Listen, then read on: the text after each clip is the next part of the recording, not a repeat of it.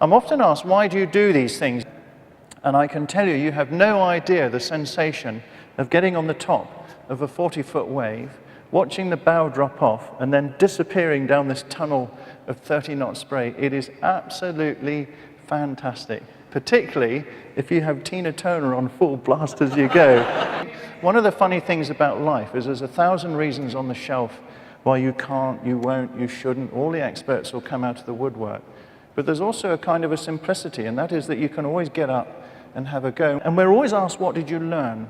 And we learned thousands of lessons. But I think you could distill them into 3 kernels of truth. And the first one would be, my parents always used to say to me, as I say to my kids, is you can do anything if you want to. And I'd kind of always believed this, but now I know it. And I couldn't underline that enough. The second thing would be, if you get a group of individuals, because at the end of the day, that's what we all are, but if they in turn commit mind, body, and soul to a clear and simple goal, then you'll get there in the end. And yes, it will be difficult. You might have to change your course a bit, but you will make it. And finally, deep in the Southern Ocean, particularly if you're on your own, you truly appreciate that life hangs on a very thin and delicate thread, and that the cancer of time is complacency. It takes you into this area that's known as the Southern Ocean, and it represents a necklace of very, very deep depressions which keep circling the globe.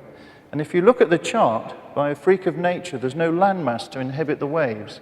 And the net result is you get this huge swell builds up, gets anything up to 40 feet high, goes round and round the world unchecked, which in turn generates quite a strong current. I've known it get up to 3 knots at times.